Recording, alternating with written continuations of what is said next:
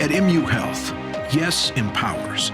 It's the oxygen that fuels innovation, creates breakthroughs, and gets heads nodding. Yes isn't scared of cancer. Cancer is scared of yes. Yes is a cure for type 1 diabetes and its momentum unstoppable. At Mid-Missouri's only academic health center, we live by the word yes, and it always finds a way.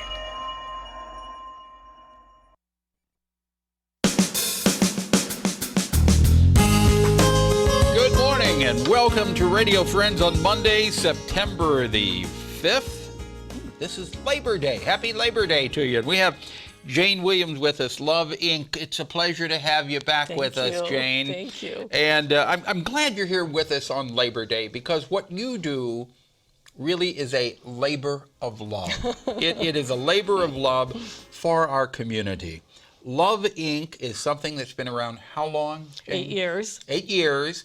And maybe there are people who are new to the community, are new to Radio Friends, and don't know what your organization is. Tell us, and then we're going to talk about Bike to the Future. Okay. Well, Love Inc. started 8 years ago, and we really are a hub for connections to connect people in need with the resources they need. And that could be a volunteer, just some advice, or just some kind of material need, something they need. And we connect churches and volunteers and try to make the best match when people call us in crisis or transition. Mm-hmm. How many people...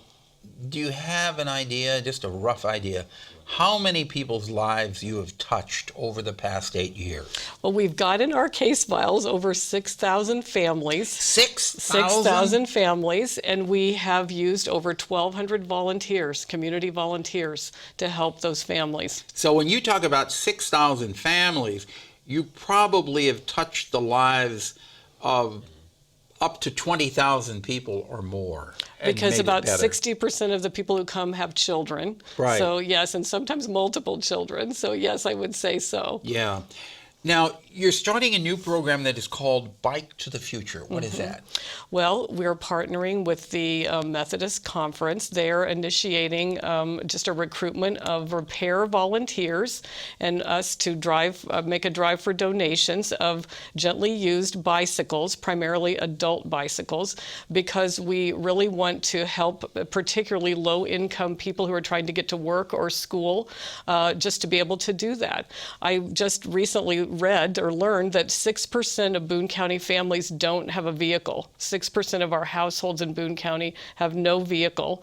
And in the recent Heart of Missouri United Way survey, 20% of the respondents said that they had either had trouble finding or keeping a job because of unreliable transportation. Well, that's understandable.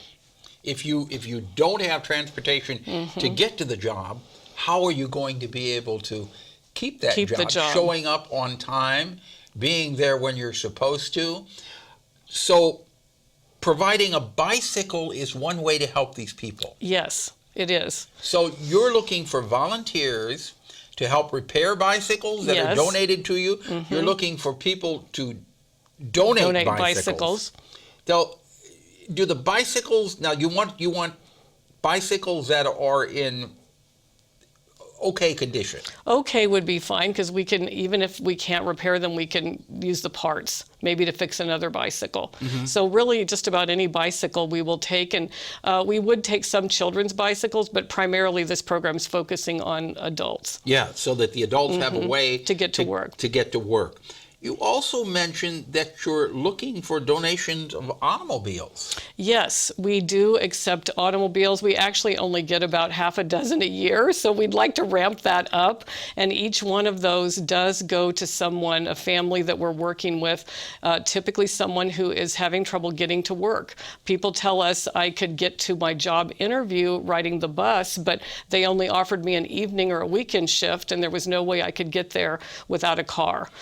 So if somebody donates a car, you hold on to that car until someone comes along that really needs an automobile. Yes. I think it was the last time you were on, you told a story that it sounded like a miracle to me. You know which one I'm talking about? Yes. Could you share that again? Yes, and it actually just happened. I think maybe the day before I was on the show, we were in the office one day and got a call from a single mom with 4 kids who'd been in an accident, returning from a funeral out of state. She had an older SUV. She only had liability coverage, and it was gone. It wasn't going to be repairable. And so she's crying, how am I going to get to work? How am I going to get the kids? Because she has kids that are in school activities, and just, distraught. And then within an hour of her call, a couple walked in our office and donated a minivan. And so we had to ask ourselves, who should we give this to? It seemed pretty obvious. Yeah. Now, to me, that was divine intervention right there. That was divine intervention. I think the kids in that SUV were saying their prayers. Yeah, I mean, if you're looking for something to believe in a miracle, that was a miracle right there. It really and I'm was. sure you have other stories that can fall into that category. Love Inc. is a wonderful, wonderful organization.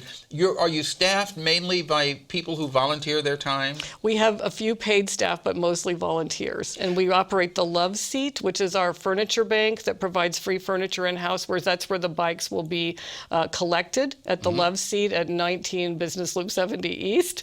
And then we also have our administrative office on the west end of the Business Loop. So again, it's mostly volunteers, and we train volunteers to do life skills coaching and just practical services to match with people in need. Now, you also take furniture, right? Yes, we take furniture, appliances, clothing, and you get vouchers to shop in the store if you're in some kind of a crisis or transition situation. And then we do sell some of those items, and that's what puts gas in our trucks to deliver and pick up items and keep the roof over it all. So if somebody listening to us or watching wants to make a donation of furniture, you will pick it up? Now, what if they don't live in the city of Columbia? We'd go a little ways outside the city. We can't go too far just because of the gas. Maybe if they wanted to pay us for the pickup, we might. or no matter where you live, if you're listening or watching and you have furniture that you would like to donate to this organization, you can take it in. Yes, that's right. Take it in. That's right. How do they find out more about you online?